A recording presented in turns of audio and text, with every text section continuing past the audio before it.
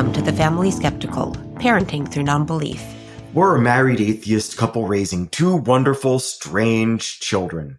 We ask big questions, dissect weird parenting moments, and examine how society ignores or misrepresents families like ours. If you're any stripe of nonbeliever who's involved in raising children, welcome. You are our people. Our kids have heard all our swears, but yours might not have, so be thoughtful if there are young people listening with you. Pops. Moms. We might both still sound sick. That flu. Yeah, we're finally getting through the crud that I think almost everyone all over the country has had. Yeah. It's been... But thank goodness for flu shot. Yes. It made my window of actually being sick very short. Yeah. I think we've agreed that we're both in the less symptoms, still loopy phase. Yeah. I definitely feel a little floaty. Yeah. I don't know. It's been interesting. I have loved doing the podcast since we started it, but I feel like this year, more than ever before, it has been so helpful in kind of like a bigger way for my life. You know, we had that episode about New Year's resolutions. Yeah. And that whole idea of a cleanup year, I cannot tell you how many times I start to stress over something. And I just tell myself, it's a whole year. It's a whole year of cleanup. It's going to take a while. It's going to be okay. This other thing that isn't resolved, so whole year. I got, 11 months. You know what I mean? It's been, that's been so helpful. And then the last episode with Katie talking about Camp Quest, we signed the kids up. Oh, yes. This has been a couple of days of a lot of camp-related whatnot for me in researching and signing up and getting kid preferences, talking, because Reader just finished his big birthday Dave & Buster's sleepover party bash. And in the process, I was able to interview his guests about what camps they go to and, what they would recommend. And the camp that a lot of them go to doesn't work for us because it is it's a 4-week solid stretch and we're not going to be around for some of it. Oh, got it. So it isn't going to work. Yeah. But that's okay. That's okay. Maybe next year, but still, it was just, it also feels good with me after last year being so programmed as much as possible. And the year before, even worse, that this year I am going out of my way. I'm planning around the need to be off, truly off with the kids for week-long stretches, for dad camp papa, or whatever you want to call it. Yeah. And I don't know, before I was telling you this, before I would stress out at summertime because the kids would be off from school and I would need to work on managing them more. I would have less time to work and I would feel less productive, even though I wasn't being less productive in the grand scale, for my own personal goals. I felt like I was being less productive because I just didn't have as much time. So what I'm doing instead this year is I am working my schedule out writing wise so that I am going to truly conclude projects before the end of the school year such that over the summer, what I work on is going to be more planning for the next set of projects and then also implementing them in much more bite-sized chunks because it's not going to be necessarily script related in the same way. So it's going to be really an interesting summer, an experiment for me too in my work-life balance, in my management of my ego, the pressure I put on myself to perform. And it feels really good. Like there are some cool movies coming out this summer. We can go to see them, in the middle of the week. A lot of kids will be at camp. Mine won't necessarily be, thinking about going to different parks and stuff and museums and like date trips. And like, there's a lot of possibility that I am opening myself up to that I wouldn't have otherwise. Whereas, before I would have felt, oh man, what am I going to do this week? I have to squeeze in as much work as possible. So I'm not going to do a lot of stuff with the kids, which would then skew my perception of my time with them. And I would sometimes be sort of begrudging about it, which I don't like even talking about, but it's true. Mm-hmm. I'm ashamed to admit it. And so this year is going to be different. I've completely reversed my sort of internal dynamic about it. I couldn't be more excited. It's going to be great. So yeah, we signed them up for Camp Quest. Super stoked about that. I really hope they get in to the survivalist week of camp, but I don't know if they will. We're waitlisted. Yeah. Next year, we're going to be more on it, but it's okay. This year we have a lot of cool family trips. We're going to the Wisconsin State Fair. Can't wait. We're going back east for the beach. Can't wait. It's going to be a lot of fun. Yeah. It does feel like a puzzle every year, though. And then recalibrating to different places, because I'm trying, we didn't do camps in LA because our daycare had amazing summer. They just went through the summer. They were also really young. Yeah, but I know it's not the same thing. But I feel like I was thinking about it because I knew you had to start really, really early booking things. And then in Canada, everything in LA. Yeah. But then in Canada, you could be a little bit more relaxed because things didn't book up as fast. Mm. And then here, I was like, February will probably be okay. But apparently not. Apparently not. Everybody's really on it. So we got to be more on it next year. Yeah. And it's hard because I feel like I did some great day camps as a kid, if I remember. But, particularly in Canada, I don't feel like we did some cool stuff. I don't know if we found anything that was amazing. No. We tried a lot of different things. Yeah. But nothing that was truly spectacular. No, nothing really hit. So it's really sort of bland sport camp or theater camp or I don't know. Yeah. Not as cool. Here the camps are much better. It seems that way, which is probably why they fill up so fast. Yeah, exactly. But we know we're figuring our stuff out. I still have high hopes for finding trying to find a cool art camp. Not camp. I actually don't want a cool art camp. I want a cool art class. Fingers crossed. Because I feel art camps, the art actually tends not to be as spectacular as if you can get into a really good class where it's more focused and has, anyways. But yeah, it is a time.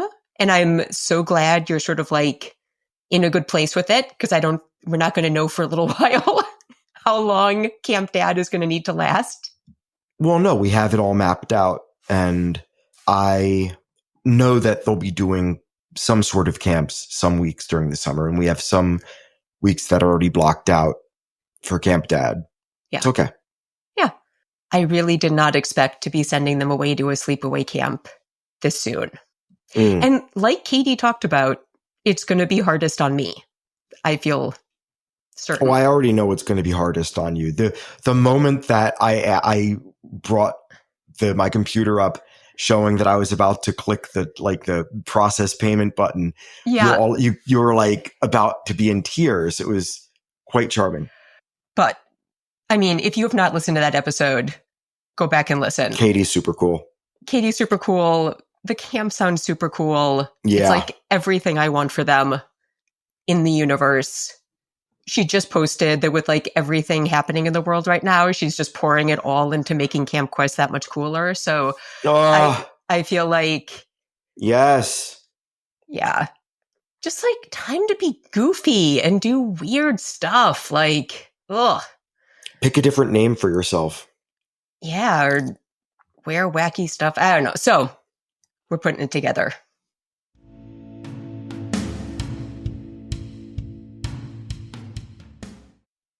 Okay, so speaking of Katie, if you listen to the last episode, I think we mentioned that in addition to being a retired professor with a PhD in religion and being an amazing 23-year volunteer with Camp Quest, Katie also has 10 kids through marriage, adoption, and foster care. And before doing the episode with us, she recorded with the Queer Family podcast, talking about that whole experience. So I linked to it in the last episode. I will link to it again. You should definitely listen because it's a pretty amazing story. But I have really been wanting to talk about foster care, and I wanted to grab Katie for a few of her thoughts. And I think, I don't know if I can even explain why this has been a lifelong interest for me. When I was growing up, I had a friend who was adopted. And after adopting him, his family had a biological child. And while we never talked about it, I just always sensed the complexity of that situation for him. He was a very unique guy, neurospicy. I feel like his sister was not as neurospicy as him. And that whole dynamic of being an amazing kid, but an adopted kid with potentially some more complex issues than his biological sister, I just sensed what could be behind the scenes there. And I think it gave me kind of a lifelong interest in the complexity of building families. And then because I had this like gigantic ovarian cyst that I had to have removed in college, I knew even before we had fertility issues that I might have fertility issues.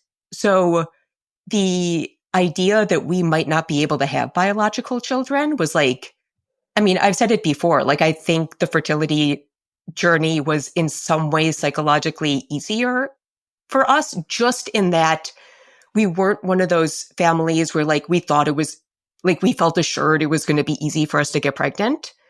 I think if you like come from a family where everybody gets pregnant really easily and like you think that's going to be your path, it can be even more devastating when it doesn't go that way. Point. You know, because I remember, maybe you don't remember, but even before we got married, I was like, look, I had this thing happen. It may have no impact. Yeah. It may, I got to make sure you're okay with this. So it was always on my mind that we might have to think about building a family a different way. And obviously we didn't go that route, but I've followed people with families that have come together in mixed ways for a long, long time. And I think because I'm so interested in how that works, I also got pretty fascinated with foster care because that's an even more complex situation because you don't know how long the situation is going to last. Yeah. That's so stressful for families. So stressful for the kids. And so I don't know. I think I've just been interested in how we make that work.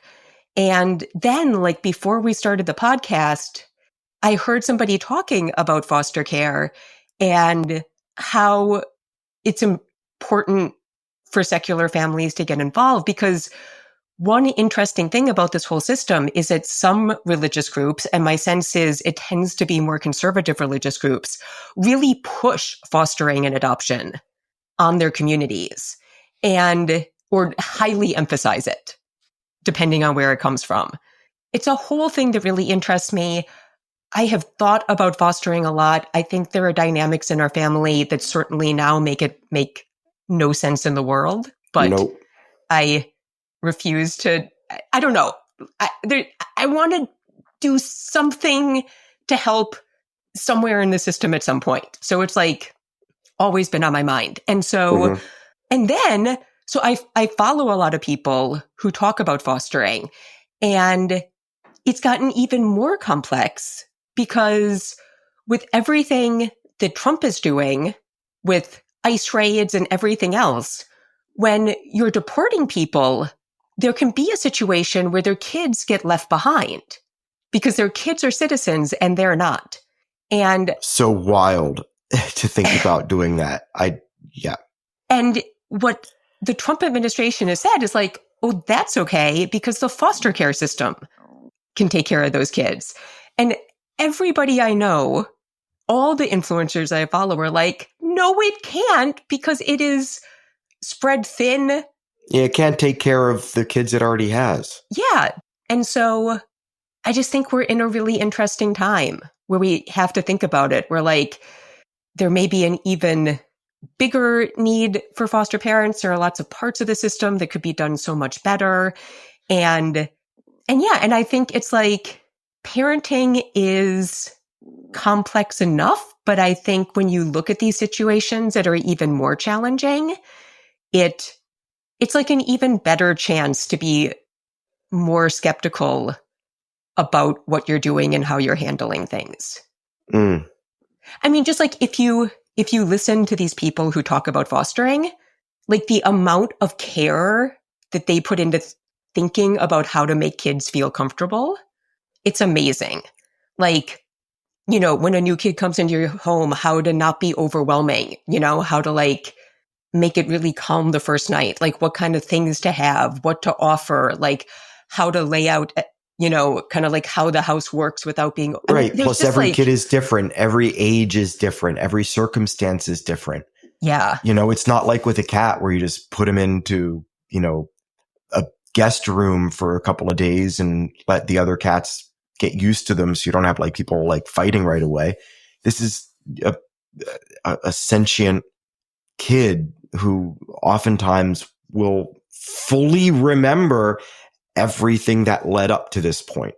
Yeah. I cannot fathom being a kid in the foster system, and my heart goes out to them. And I don't know what I would do as a kid in the system, but also like how I would cope as a parent. I think that would be a unique challenge that I'd be interested in undertaking, but that's not necessarily the right way to think about it because it's a person who needs love and support, not a challenge. But I do think, but like all those things apply to your own kids as well, right? Yeah. Like when you have to be so You know careful. what this sounds like? This sounds like Elon Musk justifying us moving to Mars, completely neglecting that all of that effort could be used to making Earth more habitable. The planet that we already have. And that's one of my issues with, like, I'm so torn about fostering because I know that we would be really good parents in general. I would hope we would be, at least. I don't know. I mean, I think we'd be better than some, but like, but also like we've done so well by our kids because we've been able to put so much emphasis on our kids' experience that I wouldn't want to take that away from them. And I don't know how dividing my focus anymore would turn out. Like, I don't know what the results would be. Yeah. And it's hard because it is such a commitment and you have to commit to the situation without any data telling you what you could potentially expect as an outcome. Yeah. Like ADHD me has a hard time squaring that circle. Yeah. Which is, I don't know, but like you can get approved and then you can offer respite care. Okay. So you don't take in your own kids, but when other foster parents need like a break or if they're traveling and the kids can't travel with them, you can take in a kid for like a night or two to help support another foster parent. So there are interesting options. I've been interested in looking at ways to support older foster youth that are aging out of the system. Speaking about learning all the time, one of the people that Katie is going to talk about actually just talked about how states are doing better with youth aging out, which I had no idea. So like you learn something new every day. In what ways are they doing? What does doing better mean? Providing continuing economic care and support. So like services. So some of the services that they get during foster care continue on. Oh, like healthcare. Yeah. And like job opportunities. I don't know about job opportunities, but I think halfway housing or like. Well, I think because like when you're in, like, look, we're going to talk about this more with people hopefully this year, but like foster parents get economic support. Right. To help take care of kids. So I don't know if that then transfers with like some economic support for the youth. But I think also healthcare, being allowed to stay with foster parents longer than 18. You know, like if you're getting counseling services, I think they've just done a better job, like not making it such a harsh cutoff where things taper off more slowly to help support kids. Yeah, because that was the sense I always got was like you're releasing a felon, and it's like in the movies or whatever where they open the gates and then the person's sort of like standing out there with a bag of their stuff waiting for a ride out. You know, I as a parent, I find it very difficult to process the emotions around my kids going into the foster care system for whatever reason. Like, I know that we've gone out of our way to set up a sort of a chain of custody for them with guardianship, which is great. Not everybody can do that, but so I'm always stuck thinking, oh man, what would I do? Like looking down from the heavens, as it were, like if I saw my kids in that, like it's just so hard as a parent to see kids in distress like that. And to know that the system that's basically their fail-safe kind of stinks. Yeah. Though amazing foster parents in it. But like, of course. But like, again, even with us, like I would consider us to be good parents, and other people say that we are, so I'll take their word for it. But even with us, I would not assume that we would be good foster parents. Yeah. It's like, it is a different skill. Yeah. And it requires a certain set of circumstances. And I am not convinced that I would be as good a foster parent as I am a parent to my biological kids. No, it's super complex. I would hope that I can, but I can't guarantee that. And I would want to be able to. For sure. Yeah. It's so hard. It's hard just for me to even think about. It's hard for me to talk about. So anyways, here are some initial thoughts from Katie. It's something I clearly want to talk more about. And it's something I hope we can talk with some other folks about throughout the year. So Katie, leading up to this interview, I listened to another interview you did with the Queer Family podcast, which was amazing. And in it, you go into all of the details of your family and your fostering journey. And we will link to it in the show notes because it is an amazing story. And I'm so glad I listened to it. But I wanted to grab a couple minutes of your time because I have been wanting to talk about secular fostering since the podcast began and have kind of been trying to figure out the right people to have on. And it's something that like I want to make happen this year. So the first thing I wanted to ask, and I felt even uncomfortable writing you about it, but like years ago, I heard somebody talk about fostering and they talked about like a need for secular foster parents because there is a big push in some religious communities to foster, which can be amazing. But in some of those communities, like that can mean that you have some foster parents that might not be as open to queer kids, as supportive of kids of other religions or secular kids. And as somebody, there are lots of reasons why I don't know if I'll ever foster, but I've always been interested in fostering. And when I heard that, I was like, oh, that's amazing. Like it's something I want to potentially do. And if there's a need for it, that's amazing. But I sort of feel like when you really want something to be true, sometimes you cannot be critical about thinking about it. So it's true. So I'm curious, like somebody who's been in fostering for a long time, do you think there is a need for secular foster parents? Yes, absolutely. It is 100% the majority of people that I have encountered in foster care are coming from a religious perspective. And I would say that I've seen, like it would definitely have made connections with other secular foster families, but it is a minority. And there are some systemic problems that you see as a result of that religious perspective. Not necessarily, I mean, it absolutely does reflect itself in gender and sexuality and how accepting you might be of a kid's desire to maybe not go to church or whatever it is.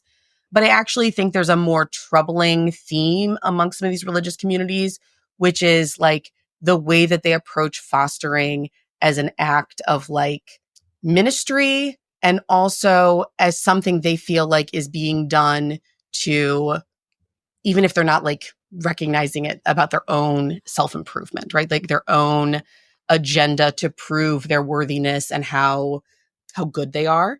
And it becomes not about the kids and instead about the like demonstration of God's love or however that is framed. And so I think that what it tends to do is sort of gloss over the experience, the very complicated experience of children in care, and instead make it about we can solve these children's problems by providing them with the kind of family that they need. And that so misses the point and so misses what kids actually need, which is for it to be completely about them and not about what you think they need, but instead about you figuring out what it is that they want. And centering them in their biological family, regardless of how troubling and problematic that is, because that is their reality.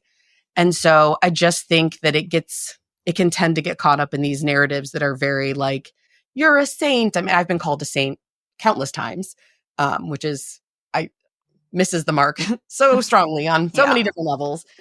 And so there's this like valorizing of families that are doing this work. And I think it tends to end up being about them and their goodness in its worst expressions, which I actually think are fairly common, and not about the kids. And I think that's what I think is most troubling. Most of the time, those folks are going to have good boundaries and say, I'm not going to take a queer kid. And so that's good. I think the system's better at identifying that people absolutely need to be directly asked and they need to be asked specific questions to know if they're going to be supportive. But kids also still end up in families like that think they can handle and cannot. So it's a big issue. And I think an issue in general of how people come at fostering. No, I mean, because we had a whole discussion on one of our episodes about how we don't feel like our kids owe us anything. Right. And I think that has to be 100% true for a foster child in your care as well. But I can see that those feelings might be even more complex. Right. Especially when you're surrounded by a community that is focused on like the importance of the act of fostering as an extension of your religious expression. Like I just think it carries a lot of high stakes, and then it makes it hard for people to show that they're struggling, right? And so then people struggle behind closed doors and have this, like, there just gets to be this sense of I'm supposed to be this good person who can handle it all, and I'm not handling it, or it's not going the way I want. And it becomes very hard. And the people who lose on that the most are the kids. And then, for somebody who's been doing it for such a long time, as we think about covering it in more depth, what do you think we should be thinking about? Like, is there stuff that most coverage misses? Are there topics that aren't talked about that should be? Yes. So one big thing that people tend to not realize about foster care is how much it's focused on reunifying kids with their biological family, even in the most extremist circumstances, for a timeline that is often going to feel to foster parents who are often wanting to see a resolution for these kids faster than the system's going to achieve. And so that's one piece of it, is that how centered it is on reunification. And the other piece is how frustrating that can feel, because the standards for reunification are often not what we might think they should be, right? It is a legal standard of whether or not you can provide a basic level of care, and not necessarily like the full and robust ideas that we might have about what that child needs. And that can be incredibly difficult. So I think we tend to focus in foster care about like how do I make sure that I like can do enough things for the kids, or I'm prepared for, the kids' material needs, or how do I set boundaries so that I don't take a group of kid or like a type of kid that is going to create a problem in my home, right? There's a lot of anxiety about maybe not teenagers or maybe not these certain kinds of behaviors. And at the end of the day, you can't control any of that, right? Like generally speaking, CPS knows almost nothing about what these kids are doing, even if they've been in a foster home prior. And that's such an evolving thing with trauma too. I think instead people really need to focus on their own emotional preparation to be able to deal with what are going to be inevitably the most difficult circumstances that you're ever going to encounter, and the secondhand trauma of learning about the experiences of a child and like what brought them into care. I think another mistake people make is thinking that young children won't have that. And that's just 100% not true. Even babies will have that. And then they will grow up to continue to have that, because the trauma of separation from your mother at birth is an enormous thing that we can scientifically demonstrate is a case. And people do not understand that that's not something you can just love out of a child. That is a permanent harm to them. And then what comes out of that with adoption as well. I think if you want to be a foster parent, you need to listen and follow accounts of kids who are telling you about what it was like for them as a foster child and what adoption felt like to them. Because we tend to think of adoption as a universal good and as the wonderful, joyful outcome of a process. And it is often another trauma for kids. And so it's really, really, really complicated. And I think we're like only starting now to see people who have been in the system expressing the level at which those things have been true for them, and how difficult it is to be told your whole life what a miracle it is that you were fostered and adopted when that's not how you feel at all. Yeah. Is there anybody you follow who you think is like a good person to be paying attention to? Yes. So one person I follow for like foster parent advice, and she's really good about giving like what a new foster parent would do versus what an experienced foster parent would do, is her account is called Laura Foster Parent Partner. So she's all over YouTube. She has hundreds of videos and is incredible. Her advice is, I just find it to be always spot on. And then there is another adoptee who I think is he's very, very passionate, and he says a lot of things that people tend to find to be really upsetting. His name is Karlos Dillard. His book is on my nightstand. It's the next thing I'm reading. He is incredible. And the things he says elicit massive reactions in people and who have fostered and adopted, and even amongst other people who have been in foster care or been adopted. But his experiences, like I think being able to cope with that and get your head around what it is that he's sharing about why he thinks some of these systematic things in the like adoption foster care worlds are so problematic. I think it's really important to be able to grapple with something that's like that in your face and that opposite to what people typically think. So that's a good book to have, and I'm glad that you've got him on lockdown already. Amazing. And then I guess if there's anybody, it's like such a huge question, but you talked about sort of parents thinking about their own readiness for things. If there is somebody thinking about moving towards fostering beyond the things you've already said, is there something you think they should think about that maybe people aren't, or something they're worrying about that like maybe isn't the real thing to be worried about? Yeah. So I think one thing to be worried about is that people don't understand how much work it is to engage with the system. So not just emotional labor, and that's huge, and you have to be prepared for that. And you also have to have an action plan for when you're not prepared and you like melt down over and over, because no matter how prepared you think you are, you just won't be. I've never heard a foster parent say, yes, it was cool and easy, and the whole time I was emotionally regulated. But it's just a lot of work, right? The kids have tons of appointments, and caseworkers are going to have very limited timeframes where they can meet you. And so if you're expecting to have both people working full time, that is probably going to be a very unrealistic expectation. So being able to like have that kind of flexibility, or a job that really allows for an enormous amount of flexibility and emergency situations, that is something I think that people also don't necessarily factor in. And we have a tendency to think like a more rosy picture than what it is likely to be. And so I think people have to really have an action plan for the amount of like time and labor that ends up being involved in caring for children. And then respite is the other piece. You'll hear that's something that they've really gotten into the system and they've acknowledged and recognized. They won't even let you become a foster parent unless you've identified people who will help you. However, a lot of people think they can help it, and it's just a lot. It's a lot. And so you have to really have like layers and layers of support. And also to recognize that a lot of people leave the system really quickly. There's like, I could look up the statistics, but they pretty much say there's like 3 sort of versions of being a foster parent. Like you either, sort of engage briefly and just like sort of blow up and exit, or you stay really longitudinally and are able to like manage the stress of the system, because it's very, very slow and things never are the way that you hope that they would be. It's a lot of disappointment and a lot of wanting to know and have certainty, and you just aren't going to get that. Thank you. Yeah, thank you very much. No problem. And we'd love to talk to you about it more. Yeah, absolutely. I would love to talk about it. I have a lot of strong feelings that have evolved from my own experiences, and a lot of what happened in my journey, as you heard, like it was not expected.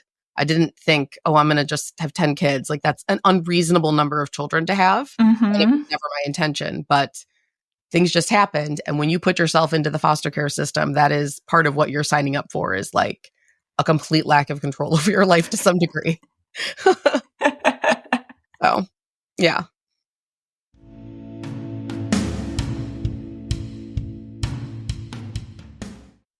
So it was recently Valentine's Day. I mean, from when we record, it's going to be Valentine's Day soon. From when you're hearing this, it will have recently been Valentine's Day. And you completely broke the rules because apparently you got me a gift, even though we don't usually do anything for Valentine's Day. Still feeling a little peeved about that. But I thought, given that it was, I've sort of been thinking about relationships a bit.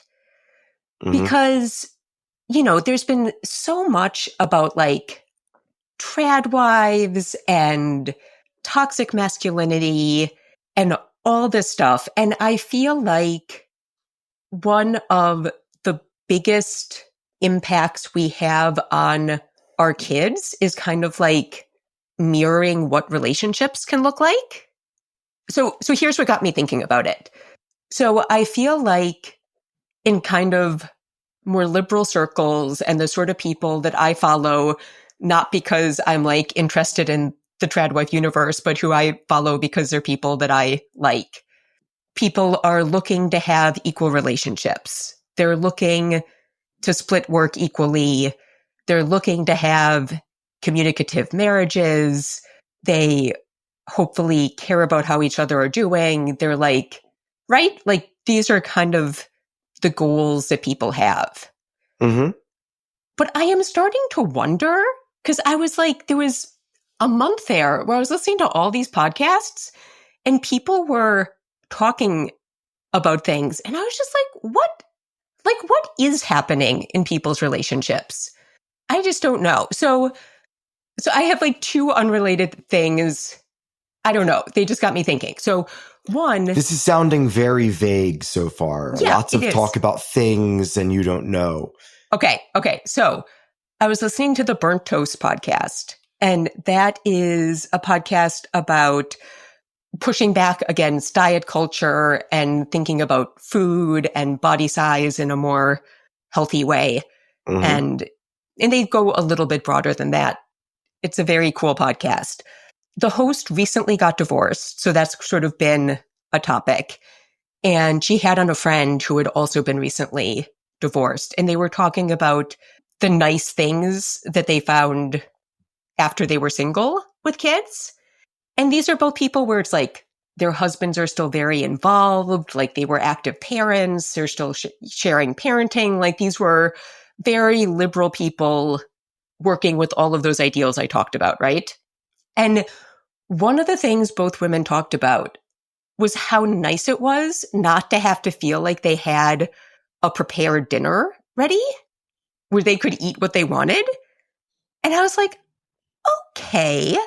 Like, what was the expectation before you got divorced? And then one of them was talking, and she's like, yeah, because if we had like chicken and broccoli and a potato, that wasn't really a real meal because I didn't use a recipe. Okay, there's so much wrong with this. So, like, one, by that metric, no steakhouse in America is serving real meals. Right? Or anywhere. Because you're getting a wedge salad and a piece of meat, which is like lovely if that's what you want for dinner. But to me, that is a very prepared standard dinner. Yeah. And like, I want chicken and broccoli and a potato. Yeah. So just to like set standards. So, and I told my best friend this, and she truly looked at me like, oh my God, you're disgusting. But it's fine. Everybody does what works for them. 3 nights a week, our dinner is heated up beans, not prepared with anything, just beans. And then everybody gets to dump whatever they want on top of it. So cheese, barbecue sauce, I put raw onions on everything, like whatever makes you happy. 3 nights a week. And we have veggies. But why is this the woman's concern? And like, why? Anyway, so that was the first thing where I'm just like, what is happening what is happening? And then Dan Savage, who does the Savage Love podcast, which I think I've talked about before. I've been following him since I was a teenager. He's been doing sex advice for forever. He has like created the space, has come up with so many amazing ideas. There's a lot I disagree with him about, but like has come up with just these like amazing concepts that are great, like the campsite rule and like so much good advice. Santorum. And yes, and Rick Santorum, terrible. He ran a contest to pick like the most disgusting thing that we could call Santorum. And I think, what is it that they came up with? Like I mean, can we really talk about it on this podcast? All right. It might be pushing the boundaries. Anyways, it was brilliant. So people can Google. But he just had an episode of the podcast and he was talking about something and he was like, oh yeah, those things in your relationship where like, it's a thing you can't talk about, except maybe if you like go on a weekend and like drop acid or take ecstasy and like admit everything. But just those things you can like never say to your partner. And again, I was just like, what? So what it sounds like is that they were just in like very unfulfilled, non-communicative relationships and they were happy to be out. Yeah. It sounds really simple. Well, maybe, but like, so one, I don't want to make it sound like we're so amazing because there was like definitely a period where you were depressed. Yeah. And we hadn't dealt with stuff. Nope. And there were a couple of issues and you were like, we cannot talk about these things. It wasn't if we talk about them, our relationship will fail, but you were just like very clear. You were like, I will not talk about these things. Mm-hmm. And that was really hard. So it's not like— I can imagine. And I'm sorry again. You did so much work. You're amazing. So it's not like we've never faced those issues. I guess what I want to ask is, what do you think is happening for people who like definitely have the ideal of having a communicative, equal relationship to like get to the place where like such weird rules are being set up that they're like clearly not working for people in the relationship? Like what advice would I give them to do what? No. I'm like wondering, like, because like, look, there's the whole trad wife thing where women are being told like your job is to do whatever to submit to your husband. His opinion is the most important thing. Your job is to support him. Your job is to take care of the family. Like, I understand the unhealthy dynamic there, right? That's a terrible message. It's not setting up healthy relationships. Like, look, it's fine if you want to stay home and it's fine if you're happy. It shouldn't be prescriptive. Doing those sort of things, but it should be something that they approach mutually and that is entered into voluntarily. Yeah. Not like a social prescription. No, and you can be... Because it doesn't work for everybody. Of course not. And like, if you don't want to be doing that, you shouldn't feel any pressure to do it. Correct. And even if you are a stay-at-home parent, that doesn't mean that you have to submit to all the opinions of the other person, right? Correct. So like, it is... What it does is if anything, it's such a weird double standard. The thing that I will never understand about trad is the value that you place upon a person, in this case, of course, the wife, raising the children. Like that is such an important thing that you need the dedicated mother caregiver to do that. But then the person doing this job that your culture praises so highly then is not afforded the same courtesy necessarily that you might offer your fellow man. It's wild to me. It's like, yes, you're the queen. It revolves, like, you do the thing that's most important. Like in the Bible, you're raising the family and the yada, yada, yada. But don't say that outside of the house. And also make sure you wear this, and also make sure you do that. Like, in my opinion, even though you're strange. the one running the house, my opinion about what happens in the house and the children is more important than yours. Like, I get it. It doesn't make any sense. It doesn't make any sense. But if you're not coming from that kind of weird, skewed value system, I'm just like wondering, like, what in culture is then setting up rules where people who aren't professing those values are finding themselves in these like weird prescriptive situations. Well, I think the whole trad thing is just a more extreme example of something that pervades culture. Like, you know, there are ways of having that sort of expectation that don't involve hyper-religiosity or this sort of dogmatic approach.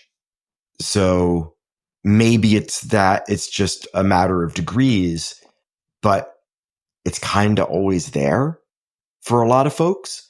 Is it like a class cultural assumption that if you're not like doing things in a certain way, it's not, then you're sort of like not succeeding for your children or like presenting the way a family should look?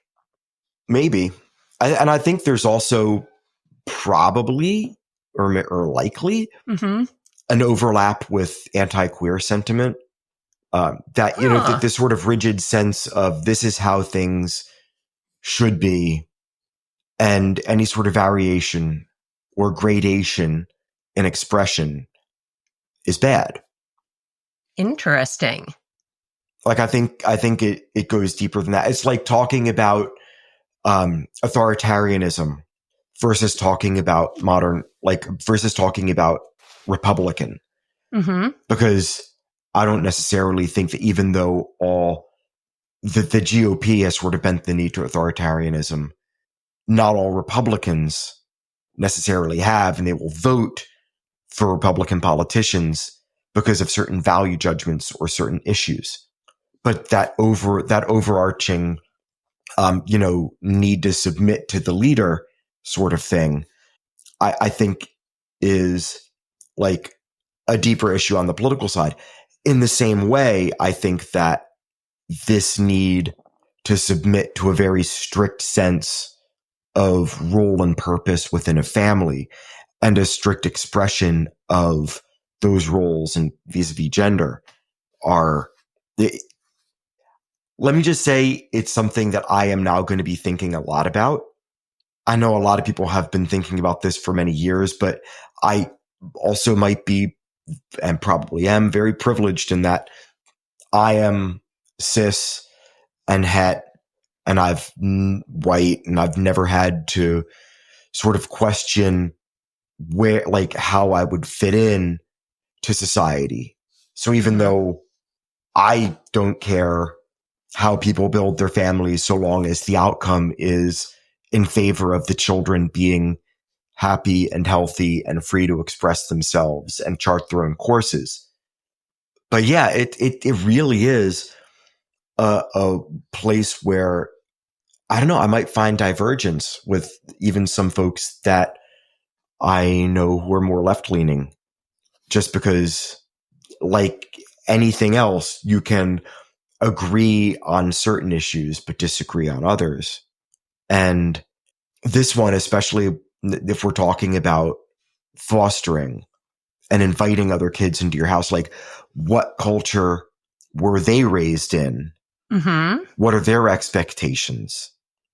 Will the way that we raise our kids make them feel a certain way that would be counterproductive to our goal of them being integrated into our family, integrated and productive in our community, happy on their own? Like, would we actually be a cultural fit, even though we have all the enthusiasm potentially to welcome somebody else's child into our life? Yeah, it's very related. I mean, even because I can say all of that, but also I'm like, if we're inviting friends over for dinner, like, obviously, if we were having a dinner party, we're not just giving people beans, because, like, you always step it up when you invite people over. But, like, if their friends were just staying or something, like, I would make sure that we weren't doing beans. Do you know what I'm saying? Sure. So, like, but it's just food. So, like, maybe I have my own, like, hangups about it. It's so interesting. And I want, like, now that I'm saying it, I wonder if for some women who have, like, really worked to excel outside of the home, if there's, like, to prove, like, maybe it's like it's still like such a modern thing that women are working. Right. Like, this is just like a couple generations that it's been the norm. Like, maybe there is, like, to prove that it's like, okay, I'm doing all of that. Like, if I can do all of the standard stuff at home and make it look beautiful and perfect, it, like, proves that it's okay.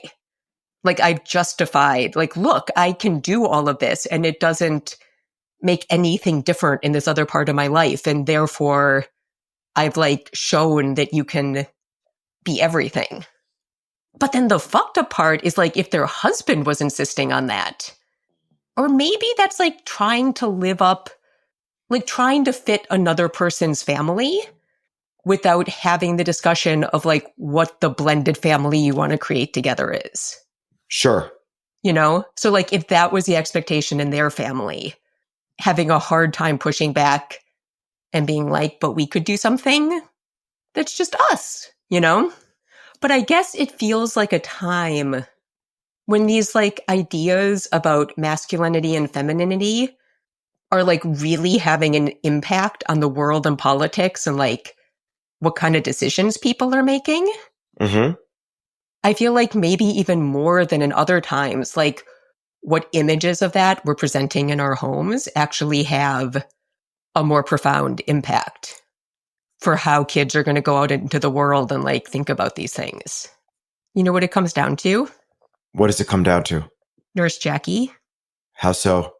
So Nurse Jackie was a TV show that went deeply off the rails. I know what you're going to be talking about. But when it started, it was really good. And what is that actress's name? The actress? Yeah. Who plays Nurse Jackie? Oh, Edie Falco. Edie Falco, who was the wife on The Sopranos, who's a great actress. She plays a nurse. She's a drug problem. There's another young nurse that she's friends with. Zoe in the ER where she works. And played by Merritt Weaver. Yes, who's lovely. And Zoe's had an issue when she stays with Nurse Jackie for a little while. And Jackie says... This is night. This is at the end of their shift. Yeah. And they're trying... like, they have to eat something. And Jackie's like, should I make pancakes? And Zoe's character says... You can have pancakes for dinner? I didn't even know you could do that. Or is that it? Did I get it right? Yeah, I didn't know that was a thing. Yes, I didn't know that was a thing. And I feel like, and we, like, quote that to each other all the time. Yeah. But yeah, I'm like, what sort of things are happening in our families where we need to be like, oh my gosh, you can do that? I didn't know that was a thing. Yeah, I think that this is where social media actually does a lot of good, is that being able to network with other parents and to learn that the way that you're doing things isn't necessarily the only way that you can do things or should do things.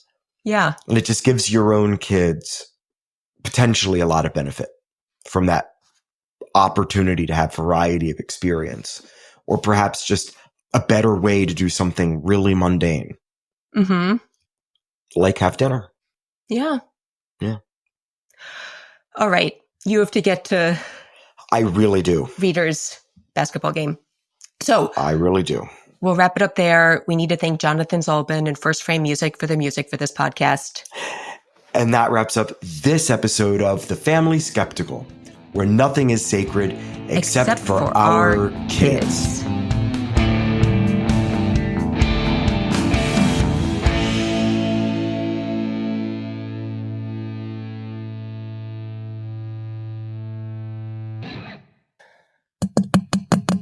What are you doing? I'm flicking the microphone. Okay, it's great. Where did I put my notes? I put them somewhere. River. I know I put them in here.